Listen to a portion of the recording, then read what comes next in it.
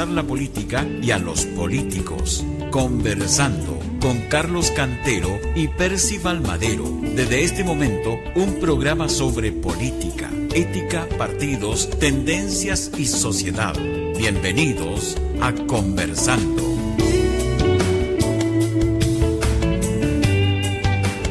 ¿Qué tal, amigas y amigos? Un gusto de saludarles, conversando para hablar de política, partidos, tendencias y actualidad. Y lo que está de actualidad es el ámbito judicial.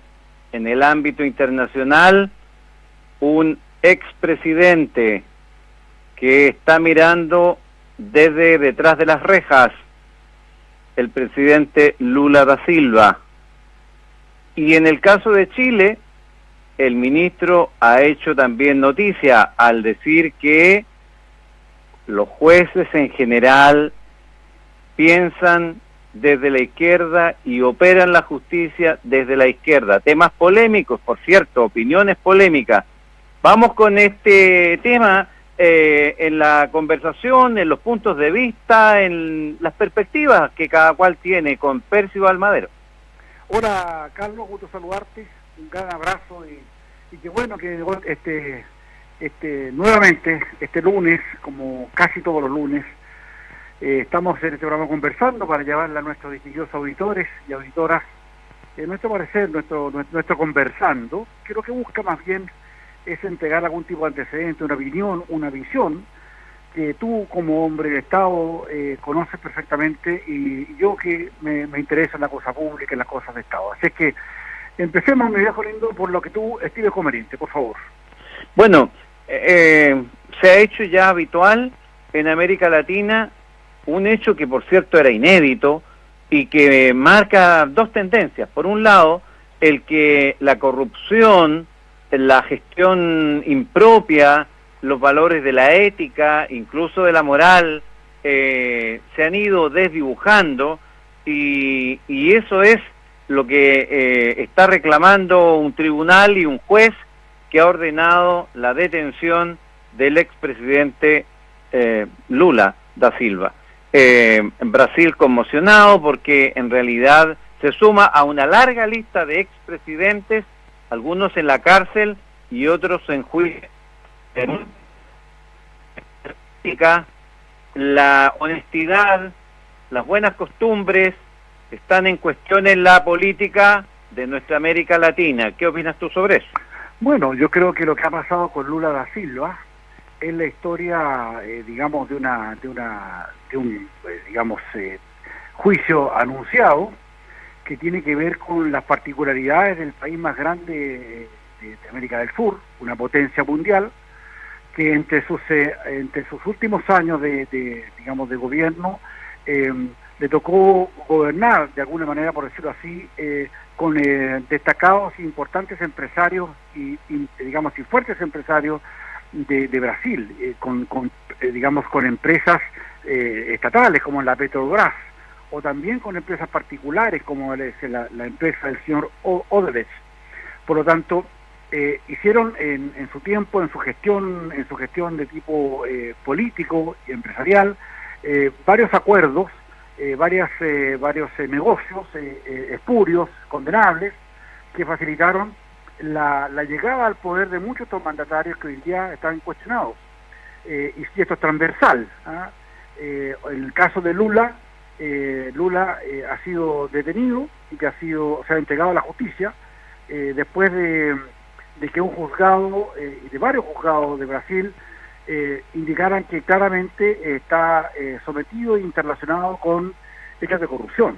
Y este es uno de los 6 o 7 casos que él tiene y que tiene que dar respuesta a la justicia. Yo creo que, como señalabas tú recién, las empresas brasileñas, la política de América Latina, particularmente la brasileña, y cómo desde Brasil se perdió todo el sistema, político, de América Latina. No olvidemos que acá en Chile hubo un candidato presidencial que voló en aviones prestados por Odebrecht, y eso no se puede hacer. Y no olvidemos tampoco que acá en Chile muchas de las platas que sostuvieron la campaña de Michelle Bachelet vinieron de Brasil.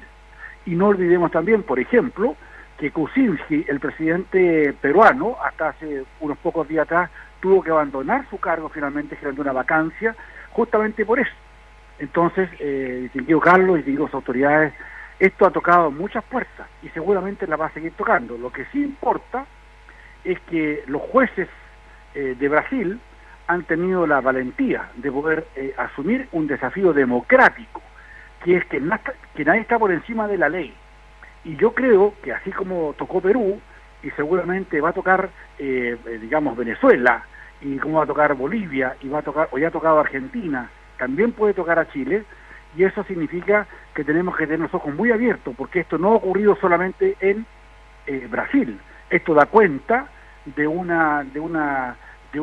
tsunami de actitudes reñidas con la moral, la ética, como señalabas tú, que debe estar ajena. En Chile, claramente queremos saber cuánto fue la inversión que se hizo en política de Odebrecht y de Petrobras, por ejemplo, y con la detención de Lula, dado que todos sus colaboradores están todos detenidos, prácticamente al 100%, que digamos por la vía de la relación compensada pudieron llegar a tener penas de menor gradualidad.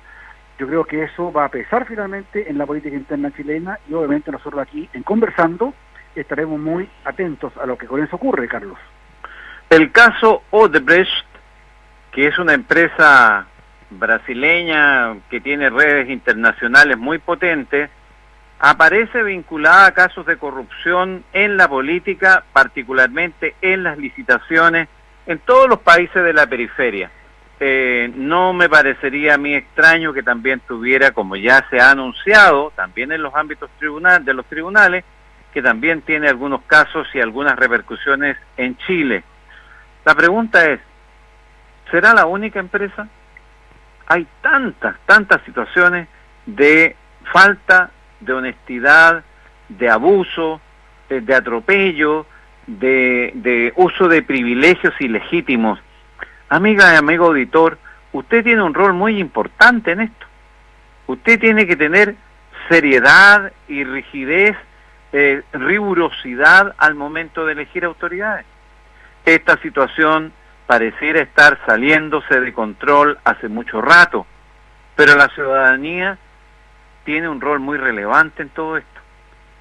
Hay un ambiente de impunidad en la sociedad en general. Por eso que es tan importante lo que ha pasado en Perú y lo que está pasando en Brasil, que finalmente los tribunales han llegado a un nivel de saturación que los ha hecho de una vez por todas funcionar y aplicar justicia. ¿Y por qué quiero marcar este punto? Porque lo quiero amarrar con la segunda idea. Un ministro de Justicia chileno, el fin de semana, en el marco de una reunión partidista, que teóricamente era privada, ha dicho que, en su opinión, la justicia en Chile está cargada a la izquierda y actúa desde esa perspectiva. Es una situación compleja, es una acusación seria, que tiene muchas consecuencias y que me parece a mí el ministro debiera explicar con mayor precisión, porque hasta ahora como que quiso desdecirse de lo que efectivamente dijo, y yo creo que sería bueno que explicara cuáles fueron los alcances de sus dichos y qué fundamento tiene para afirmar una situación como aquella, porque sin duda, y dado además que las encuestas de opinión le dieron rápidamente la razón a ese argumento, le dieron respaldo ciudadano a ese argumento, sería bueno entonces no sacarle el poto a la jeringa y ponernos manos a la obra para saber efectivamente qué pasa con la justicia chilena. Exacto. Yo creo, Carlos, que esa relación de hechos que señalas apunta primero a un antecedente dicho en una reunión privada dentro de un consejo de un partido político que es la UDI, y que el ministro de Justicia señalara efectivamente que había un problema en Chile porque una parte importante de los jueces eran personas que pertenecían o militaban en algunos casos o eran simpatizantes de la izquierda. Y eso es un tema obviamente delicado, porque si bien es cierto, está dicho dentro de un contexto de lo privado, y al hacer ya la luz pública, demandamos también el por qué se ha señalado y qué evidencia tiene para ello. Sin embargo, de la lectura de lo que ha señalado, yo infiero que hay un tema que tiene que ver porque los jueces ya muchas veces se nombran bajo cierta presión o cierta participación de gobiernos de turno. Y como ha sacado la cuenta él en que en los últimos veintitantos años, de los veintitantos años, 16 han sido, o 20 de la concertación de izquierda y 4 de la derecha, significa que en varios de la parte importante, los ministros de justicia de esa época pudieron haber influido. Ahora, esto es serio, porque más allá de que represente un tema de esta naturaleza, él debe tener más que alguna evidencia del porqué. Y yo, sin ir más lejos, me quisiera traer a la colación solamente cómo ha sido el trato, Carlos, de distintos auditores, a lo que ha pasado con nuestras propias análisis, con el caso de la ley de pesca, con el caso de SQM, con el caso de las grandes financieras que han hecho acá en Chile. Sin embargo, cuando se ha tratado de juzgar a personas que están vinculadas a sectores de derecha, han sido especialmente rigurosos. Y cuando le ha tocado hacer la izquierda, no han sido tan rigurosos como aquello. No olvidemos a Orpiz, en la primera región, y no olvidemos tampoco a cómo ha ocurrido con otras personas, como por ejemplo el caso que ocurrió con el senador Rossi, por ejemplo, que también son del norte. En consecuencia, vale la pena reflexionar una vuelta más. ¿Es pecado que un juez tenga algún pensamiento político? En mi opinión, tiene el legítimo derecho a pensar lo que se le antoje y tener el color político que le parezca. Entonces, ¿qué está diciendo el señor ministro de Justicia? Porque si lo que está diciendo, que es lo que parece tener sentido en este análisis, es que en realidad en el ejercicio de la función pública de administrar justicia, por un lado se nombra con sesgo político y por otro lado se administra justicia no con la venda de la ceguera que debe tener la justicia para actuar con equilibrio y en igualdad de oportunidades para todos. Lo que está diciendo el ministro es que aquí hay una actitud sesgada de injusticia, y si eso es así, sería muy bueno que lo aclarara para abrir un debate y para saber qué es lo que se pretende hacer. Primero, para que los nombramientos sean de acuerdo al mérito y a la idoneidad, y no como está haciendo hasta ahora prácticamente en todo el Poder Judicial, un ámbito que en mi opinión huele mal, porque se nombra desde los notarios hasta el último nombramiento claramente con un tremendo sesgo político, y eso no es ningún secreto, no es ningún misterio. Prácticamente no hay chileno que no sepa que efectivamente allí no hay ninguna mirada de probidad, sino solo de conveniencias y de cálculos políticos. Tanto así que incluso se está diciendo que el Poder Judicial es un espacio de nepotismo. ¿Qué es nepotismo, querida amiga y amigo auditor? Cuando finalmente entre consanguíneos, familiares, parientes, se distribuyen los cargos en un ámbito público. Y si esa acusación se ha hecho, como se ha hecho efectivamente, reforzada ahora por esta expresión un poco con onda, con elástico, que ha hecho el ministro, porque lo dijo y después como que quiso desdecirse. No, señor ministro, díganos qué exactamente le quiso decir a los militantes de su partido, porque es lo que los chilenos queremos saber. Y además los chilenos creemos que efectivamente hay mucho de lo que usted está diciendo, y en consecuencia, ¿cuál es la razón para no hacerlo público y ventilarlo y buscarle solución como corresponde? Me parece lo que dice tremendamente atingente, particularmente, Carlos, porque además entendemos que la justicia como un poder ajeno al Ejecutivo, o un tercer poder junto con el Ejecutivo y el Legislativo, apuntan también a generar las condiciones en sus fallos que hagan posible y hagan ejercicio de la democracia. Todos estamos en igualdad de la ley, por lo tanto, yo creo que si hay algún juez o hay personas, como lo hemos visto, que hayan sesgo, que estén favoreciendo particularmente alguna posición de algún acusado por algún delito, por algo así, hay que tener cuidado en eso, porque claramente abre una caja de Pandora, y finalmente no vamos a saber finalmente quiénes son y cómo van a actuar previamente, y tenemos la obligación, por último, tienen todo el derecho a pensar como quieran, pero la justicia es una cosa que opera bien, y quisiéramos saber finalmente cuáles son los jueces que participan o militan en partidos políticos. Y desde acá conversando, desde conversando en este programa que tenemos con el nombre de Estado, Carlos Cantero, emplazamos a las autoridades para que sepamos exactamente la militancia, si eventualmente la tienen, digamos, de los jueces, para que en esto haya algo serio, porque estamos hablando de algo muy, muy serio. Y eso la venda de la justicia es para tratar a todos con igualdad. La venda de la justicia no es para que haya ceguera, o ignoremos, o ocultemos, o le echemos tierra a un problema que está empezando a tener repercusiones muy, muy serias. Recordemos que el propio ministro Campos ha denunciado presiones en ese sentido graves, que incluso ponen en tela de juicio la estabilidad política o el intento de generar conflictos artificiosos solo por motivaciones de orden político contingente. Pero pasemos a otro orden de materia.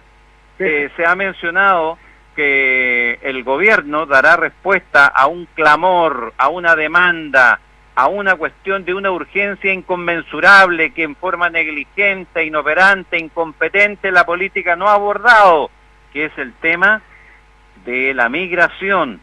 El gobierno anuncia meterle mano a fondo al tema de la migración, lo que nos parece muy oportuno, muy, muy necesario en el momento actual, cuando en Chile en realidad se hace y se deshace en materia de inmigración sin la más mínima regulación, y estamos en el imperio de la ley de la selva, y la autoridad ha mostrado, repito, inoperancia, negligencia e incompetencia. El Estado, distinguidos auditores, no tiene los instrumentos hoy día adecuados para hacer frente a una debacle, como está ocurriendo hoy día, en el sentido de que bienvenidos sean las personas que quieren buscar un sueño o un desafío personal en nuestro país.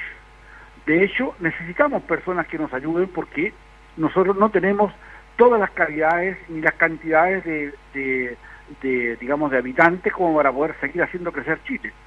Sin embargo, hoy día que exista una ola de inmigración sin ningún control, y no teniendo además los recursos suficientes del Estado para poder atender las demandas de esos inmigrantes en función de salud, hogar, y subsidios en general, como se le están dando a muchos chilenos, y que a ellos también se le están dando, ojo, apunta a generar un contrapeso indebido.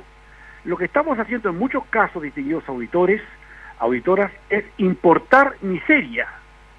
Y cuando digo que importamos miseria, señala que la gente sabe que acá en Chile puede tener una mejor opción, pero vienen personas que en sus países de origen, Haití, para qué hablar de Venezuela, la hambruna, digamos, etcétera, y de otros países como que han llegado acá de todas las nacionalidades. No tenemos hoy día un control, no tenemos hoy día un estándar que nos permita saber a quién recibir y a quién no. Y ojo con esto, porque en el fondo no se trata de hacer una racia con las personas que han ingresado buscando mejores oportunidades. Lo que pasa, que también tenemos acá en Chile, distinguido Carlos, auditores, un tema que hoy día no se excava tanto, no se produce tanto en el fondo de entender cuáles son las motivaciones. Pero hay que tener mucho ojo, porque al importar miseria, lo que estamos haciendo es que nuestras clases o nuestros habitantes, nuestros ciudadanos más desposeídos, los que tienen poca educación, etcétera, van a tener que seguir lidiando, porque los que han llegado fundamentalmente se emplean por menos valor, se emplean con menos condiciones laborales, reclaman atención que los propios chilenos hoy día no tienen, por ejemplo en hospitales, y beneficios de casas, etcétera, etcétera. Entonces yo creo que lo que está haciendo hoy día el gobierno es ponerse los pantalones, es decir, que nosotros como Estado requerimos un orden especial y tendremos que tener un plazo y una oportunidad para que los que efectivamente vengan a colaborar, a entregarse al país, a buscar nuevos sueños que acá en Chile obviamente los pueden desarrollar, sean personas que estén lo suficientemente registradas a objeto de poder entregar y saber efectivamente qué es lo que vienen a colaborar y en qué ámbito lo van a hacer, y finalmente, si es necesario que sigan viviendo acá en Chile, si le cumplen las condiciones para hacerlo, Carlos. Bueno, ojalá que el gobierno atine, ojalá que este plan de regulación permita efectivamente regular de acuerdo a los criterios que como política pública Chile se quiere dar, y no como hasta ahora, que ha sido francamente un caos en el que más bien han sido otros fuera de Chile los que están diciendo qué es lo que se hace y lo que no se hace en esta materia. Pero no es culpa de ellos, es la negligencia, la inoperancia y la incompetencia de la propia autoridad pública chilena la que no ha estado disponible para regular. Por eso que aplaudimos que el gobierno tome este tema de una vez por todas y le dé el cauce que corresponde. Comentarios de última hora. Sati se disculpa por los dichos. Mal ejemplo. Efectivamente, Monseñor se equivocó y no puede confundir a las personas ni con gatos ni con perros porque suena completamente despectivo. Y bien por él que haya hecho un reconocimiento de que fue un error. Y un tema que está también y que nos quedan algunos minutos para abordar, el tema de la infancia, la golpeada generación de infantes que han pasado por instituciones públicas, particularmente en el Sename, donde han recibido tratos vejatorios, donde han muerto no centenares, miles, a manos de un Estado miserable, incompetente, indigno, y que ha hecho que esa generación de repuesto tenga tantos problemas y esté tan dañada. Ojalá que esta iniciativa presidencial por ponerle coto de una vez por todas rinda frutos a la mayor brevedad. Creo que estamos haciendo lo suficiente.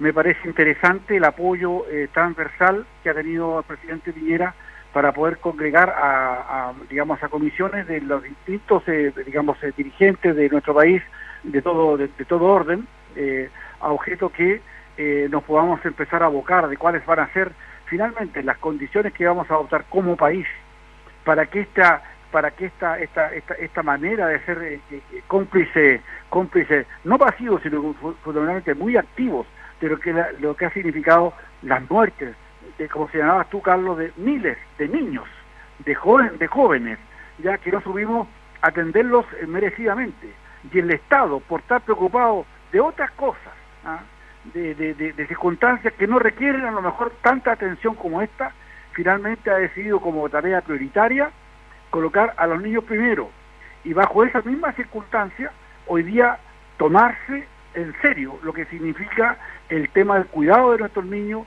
que particularmente los más desposeídos, que han tenido una vida muy sacrificada y muy angustiante, y que llegan al Sename finalmente a buscar una oportunidad, y ahí terminan, si ustedes me permiten, asesinados. Yo creo que es eufemístico decir los que han muerto. Nosotros como Estado, nosotros, distinguidos auditores, ustedes también, y nosotros desde acá de Madero, de nosotros como empresa de comunicaciones, hemos sido los responsables, porque no hemos puesto los puntos sobre las IES, porque hemos dejado pasar todo, y finalmente estamos más preocupados de los privilegios de unos pocos, ya que quieren gratuidad en todo, y justamente a los que más necesitan lo hemos dejado solos. Nosotros como Estado tenemos que poner los puntos sobre la I, y me parece que lo que está haciendo ahora es lo necesario. Por eso que aplaudo a las personas que, no teniendo las mismas ideas del gobierno actual, finalmente se hayan puesto a disposición para generar una ley que nos permita corregir de una vez por todas lo que vamos a hacer con nuestros niños. Tenemos que cuidarlos, tenemos que ayudarlos, dándole oportunidades y ventajas para que tengan, la oportunidad de insertarse sanamente a nuestra sociedad, Carlos. Bueno, en un tema que también está emergiendo con fuerza, circula la información de que Monseñor Barros, el obispo Barros, estaría entregando su carta de renuncia. es un tema que está en el tapete, que está ardiendo en las redes sociales y particularmente en los medios de comunicación en estos momentos. Y a propósito de todo este conjunto que hemos hablado de probidad, de ética, de moral, etcétera, me gustaría hacer un comentario. Yo soy muy respetuoso de la diversidad, valoro la diversidad, siempre que se haga con respeto, prudencia, equilibrio, pero quiero hacer un comentario al aire y yo creo que voy a interpretar a miles de personas. Creo que la televisión está exagerando hasta el extremo, hasta la saciedad, la promoción de las conductas homosexuales. Creo que esto de hacer programas tras programas mostrando la intimidad de la vida sexual, de los transexuales, de todo su... me parece que es un abuso. Y yo creo que está bien respetarlo, está bien abrirle espacio, pero llevarlo a un nivel de exaltación habla mal de la televisión. Porque las cosas tienen que tener... Estoy de acuerdo su justo... plenamente con eso. ¿Perdón? Estoy plenamente de acuerdo con eso, Carlos. Yo creo que tú has tocado un punto tremendamente sensible. Yo creo que lo que pasa respecto de lo que señalas es un abuso. Es un abuso. Yo entiendo que hay que respetar las diversidades sexuales, hay que respetar el tema de lo que significa todo ese hecho, todo ese contexto. Pero una cosa es apoyarlo y otra cosa es hacer de eso un festín mediático, porque eso trae rating. Y yo creo que finalmente está haciendo un tremendo daño a nuestra sociedad. Hay que respetarlos, hay que tenerlos en consideración. Ellos existen, no hay que esconderlos. Pero una cosa es, digamos, tener el hecho como objetivo, como cierto, como que existe, que hay que cuidarlo y que hay que atenderlo. Y otra cosa muy distinta es exacerbar la opinión y que todo circule frente a eso, porque eso sí, desgraciadamente, no es verdad, dado que representa un porcentaje muy menor, que ni siquiera alcanza al 2% de la preocupación de las otras personas que no tienen esa visualización de ese tema en lo transexual, como señalaba recién. Y lo peor de todo, amiga y amigo auditor, es que estas mismas voces se alzan para decir, se instrumentaliza, se utiliza, se manipula a la mujer cuando se hacen estos concursos de belleza, se le materializa como si fuera una cosa.